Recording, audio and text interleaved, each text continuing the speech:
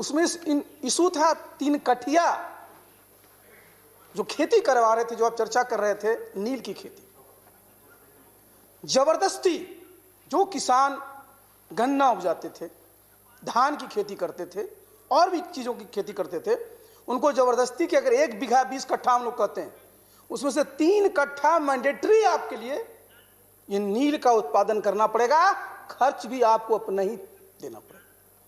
आप जरा मुझे बता दीजिए, ये तीनों जो बिल हैं, इसमें कहीं भी इसकी चर्चा है कि किसान सरकार के द्वारा बताए गए जा रहे किसी भी चीज की खेती करे?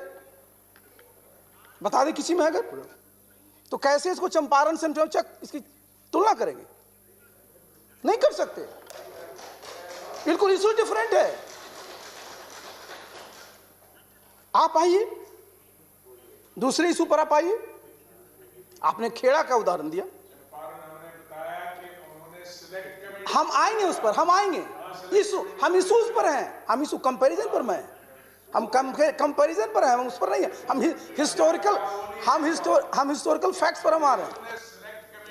आप आइए खेड़ा, आप आइए खेड़ा आंदोलन में आइए, आप आइए बारदोली में, जहां हमारे बापू, पूज्य बापू और सरदार वल्लभ भाई पटेल, उनका नेतृत्व रहा। क्या था इशूज क्या था? लगान का इशू था। जरा बता दीजिए तीनों बिल में कहीं लगान का कोई इशू है? क्या कंपेयर कर रहे हैं? बोलने दीजिए। कंपेयर क्या कर रहे हैं जो बता दीजिए। नहीं, इशू जो है क्या है? देखिए इशू देखिए, लगान का इशू नहीं है। आप साफ आइए इस पर। अब जरा चर्चा कर रहे थे, बहुत मुस्कुरा के बोल रहे थे दिग्विजय बाबू कि बिहार में मंडी नहीं है। अभी राम गोपाल जी बोल रहे थे ना, मैं बिहार में भी देखा हूं मंडियों की स्थिति, और उत्तर प्रदेश में भी मैंने देखा है। उत्तर प्रदेश में मैं ज्वाइंट सेक्रेटरी अपॉइंटमेंट था, राम गोपाल जी जानते हैं। सबसे ज्यादा सिफारिशें किस पद के लिए आती थी? डिप्टी डायरेक्टर मंडी परिषद। क्यों आती थी? भ्रष्टाचार का बिल्कुल पूरा का पूरा वो अड्डा था। एक एक पद, एक एक व्यक्ति, कितनी सिफारिशें आती थी, कहां से आती थी? आप चलिए हमारे बिहार में क्या हाल था। मैं 2005 में, मैं जब हमारी सरकार बनी एनडीए की, मैं माननीय मुख्यमंत्री के साथ उनका मैं सेक्रेटरी था। एग्रीकल्चर डिपार्टमेंट के अंदर यह था, क्या स्थिति थी, क्या के बोल रहे थे, सचिव ग्रुप सी का कर्मचारी होता था, उसकी पोस्टिंग के लिए बाहर क्या क्या लोग धंधे करते थे। भ्रष्टाचार का अड्डा था। एपीएमसी को खत्म किया बिहार सरकार ने। रिजल्ट क्या हुआ देखिए सामने, आप देखिए 2006 में खत्म किया। बिहार में अन्न का उत्पादन 2005 में कितना था? 81 लाख टन था। आज हमारा 181।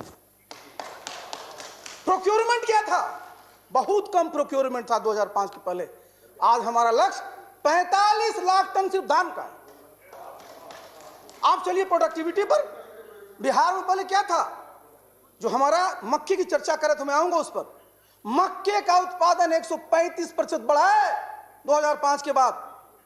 धान का 119% बढ़ा है, गेहूं का 118% बढ़ा है, और मत्स्य का, और फिर उस पर तो जाइएगा तो बहुत बड़ा है। ये कैसे हुआ? ये इस प्रकार की जहां जहां एक्टिविटी होती थी सबको समाप्त किया गया। तो देखिए उसको लोगों को कंफ्यूज मत करिए, कंफ्यूज नहीं करना है चीजों को।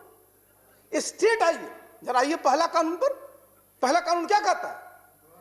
पहला कानून ये कहता है किसान के पास ये आजादी है, वो स्वतंत्र है कि अपना उपज वो कहां बेचे, मंडी में भी बेच सकता है। वो को रोका है क्या? आप बताइए, मंडी में अभी चर्चा कर रहे थे, जाइए मछली लेकर के मंडी में। हम तो देखते रहते हैं ना, क्योंकि हम तो गांव जाते रहते हैं। गया मंडी में, बैठा हुआ था पहले लोग 3 दिन 4 दिन 5 दिन तक, क्या करेगा वो बेचारा रख करके मछली को, औने पौने दाम में लोग ले लेते।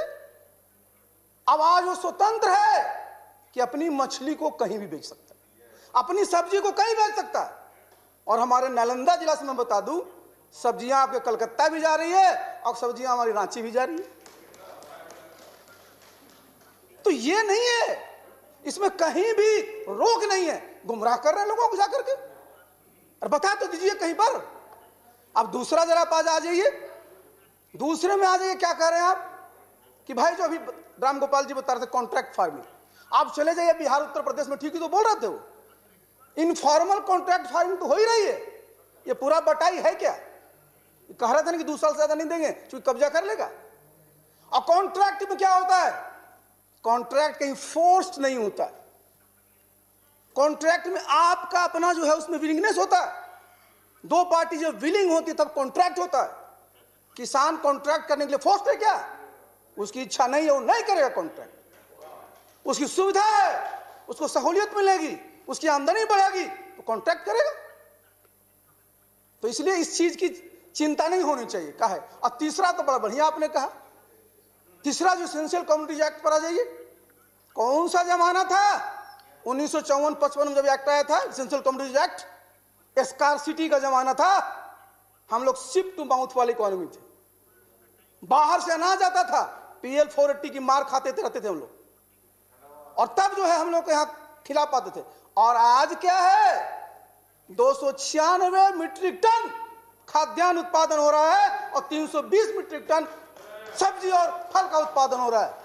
हम सरप्लस में हैं, हमको स्कार्सिटी में नहीं है। तो आज जो आप कहिएगा कि सर लोगों को छूट दी जा रही है, कितना रख लीजिए उतना रख लीजिए, क्यों? जरूरत है आपको। इस जो भय होता था 3/7 जो एसेंशियल कम्युनिटीज एक्ट का होता था, एक टेरर होता था इसका, और उसमें व्यवस्था है कि अगर समस्याएं ऐसी होंगी तो उसको लागू किया जाएगा। इसलिए देखिए तीनों बिलों में कहीं कोई किसान विरोधी नहीं है। लेकिन हां, आपको लगता है कि साहब उसमें और सुधार की गुंजाइश है, तो जरा मैं आना चाहूंगा। देखिए जो लोहिया जी कहा करते थे कि कल ही राजनीति, कलह वाली राजनीति जरा आगे चला जाए। क्या है बताइए जरा। सरकार ने बिल एक्ट बना दिए, सुप्रीम कोर्ट में लोग गए, सुप्रीम कोर्ट ने आदेश दिया। यही लोकतंत्र की खासियत है कि अगर कोर्ट आदेश देता है तो हम सब लोग उसको स्वीकारते हैं। सरकार ने भी स्वीकारा, और स्वीकार करके आपको बुला रही है वार्ता के लिए। आइए बताइए साहब, आप कह रहे हैं सरकार की हठ धर्मिता, उन लोगों की भी तो हठ धर्मिता देख लीजिए, क्यों नहीं आ रहे? कौन रोक रहा है? आइए बात करिए, कहां कहां गुंजाइश है, क्या होना चाहिए कि कैसे किसानों की आमदनी बढ़े, इस पर चर्चा होनी चाहिए। कैसे खेती हमारा जो है लाभकर हो, इस पर चर्चा होना चाहिए। कैसे कृषि को लोग छोड़े नहीं, इस पर चर्चा होनी चाहिए। और उसके लिए हमेशा सब जगह लोग को हिस्सा लेना चाहिए, भाग लेना चाहिए। लेकिन मेरा अनुरोध होगा कि चूंकि हम लोगों का जो लोकतंत्र है इसकी जड़ें मजबूत हुई हैं, हमारा संसद ताकतवर है, हमारा न्यायपालिका ताकतवर है। रमेश जी जहां पढ़े थे अमेरिका में, क्या हाल हुआ? अभी कैपिटल हिल पर अटैक हो गया। अगर एक प्रेसिडेंट हारता है, कहा अटैक करो, सीधे करता है कि नहीं? लेकिन हमारा उस अमेरिका जिसने 171 साल पहले हमसे आजादी पाया, आज उसका 245वां साल चल रहा है, हमारा तो अभी 75वें चलने वाला है। लेकिन हमारे यहां क्या होता है? जनता कोई निर्णय लेती है, सब स्वीकार करते हैं। इमरजेंसी के बाद जनता पार्टी सरकार बड़ी, लोग स्वीकार किया कि नहीं किया? बिहार में ये भी चुनाव हुए, स्वीकार किया कि नहीं स्वीकार किया?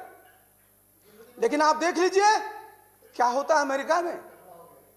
तो आज हमारी जो लोकतंत्र की जो जड़ें हैं वो मजबूत हो रही है, और लोकतंत्र में संपर्क और संवाद सबसे महत्वपूर्ण है, इसको खत्म नहीं होने देना चाहिए। इसलिए मेरा सबसे अनुरोध होगा कि जिनके जिनके संपर्क में लोग हैं उनसे संवाद स्थापित करिए, और समस्या का निदान कैसे हो, किसानों का जीवन कैसे खुशहाल हो, हमारा देश कैसे तरक्की करे, इस पर चर्चा होनी चाहिए। अपनी हठधर्मिता छोड़नी चाहिए, कल ही राजनीति छोड़नी चाहिए, हमको मिलजुल करके राजनीति करनी चाहिए। तो मुझे तो इस पर इतना ही कहना था। लेकिन एक और, गुलाम नबी साहब आपने जो शुरुआत की थी उसके लिए मैं आपको बहुत बहुत धन्यवाद देता हूं। आपने जय जवान जय किसान, लेकिन एक चीज और करना चाहिए था आपको। स्वर्गीय हमारे लाल बहादुर शास्त्री जी का एक नारा था 62 का, अटल जी आए जोड़ दिया जय विज्ञान भी। देखिए, जय किसान, जय जवान, जय किसान, जय विज्ञान। आप बिना विज्ञान के, आज हमारे जवान भी हैं, उनका पराक्रम नहीं बढ़ सकता, उनका शौर्य नहीं बढ़ सकता, और विज्ञान ने जो किया है उसी से हमारी सैन्य शक्ति भी बढ़ी है। आप जरा सोचिए, पहले हम लोग क्या होता था एयरफोर्स में, मिग मंगाइए कहां से, देश का नाम हम नहीं लेंगे, जगुआर कहां से मंगा रहे हैं, राफेल कहां से मंगा रहे हैं, बाहर से लाना पड़ता था, नेट कहां से मंगा रहे हैं।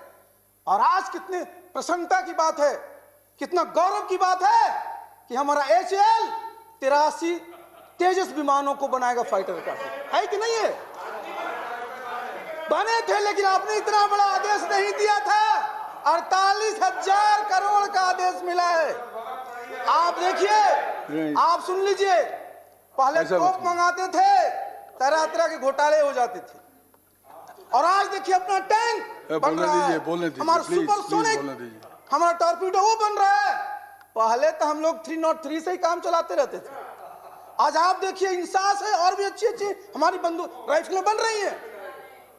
ये सब चीजें हैं, ये सब चीजें हैं, और ये कैसे संभव हुआ है जिसकी मैं चर्चा कर रहा था, उस पर आपको भी आपत्ति नहीं होनी चाहिए। वैज्ञानिकों ने जो काम किया, DRDO के वैज्ञानिकों ने जो काम किया, जी बोलने दीजिए ना, मैं बोल रहा हूं कि प्लीज जय जवान जय किसान के साथ जय विज्ञान भी आ जाए। आप चले चलिए स्पेस में, कितना बड़ा वैज्ञानिकों ने काम किया। आज भाई गगनयान 3 है, आप जहां भी जा रहे हैं, पहली बार जो छोटे छोटे हमारे लॉन्च मिसाइल के लॉन्चर कर लेके अपने स्पेस के लगाए अपने यहाँ, पहले हमको दूसरे देश में देखना पड़ता था। बताइए, अपने पास हिंदुस्तान में कोई भी प्रेशराइज्ड हेवी वाटर रिएक्टर था? ये कितने गर्व की बात है, गौरव की बात है कि ककरापार में हम अपना बन रहे हैं। ये मैं इसलिए बोल रहा हूं कि विज्ञान की देन, और जिसकी चर्चा हम लोग शुरू से किए, किसान की ही, तो पूरा का पूरा हाई यील्डिंग वैरायटीज ये कहां से आया? पूरा का पूरा हाइब्रिड सीड कहां से आया? रोल किसका है विज्ञान का? मैं व्यक्ति की नहीं बात कर रहा हूं, मैं बात कर रहा हूं विज्ञान की। मैं याद दिला रहा था कि ये नारा जरा थोड़ा सा बदल करके उसको थोड़ा बढ़ा दीजिए, ये मैं आपसे कह रहा था। तो ये जो है, समझिए, आज हमारे देश में हमारे किसानों ने, हमारे जवानों ने और हमारे वैज्ञानिकों ने जो काम किया है, उस सब के लिए हमको गर्व करना चाहिए। ये गौरव का विषय है, और इस सब को हम लोग को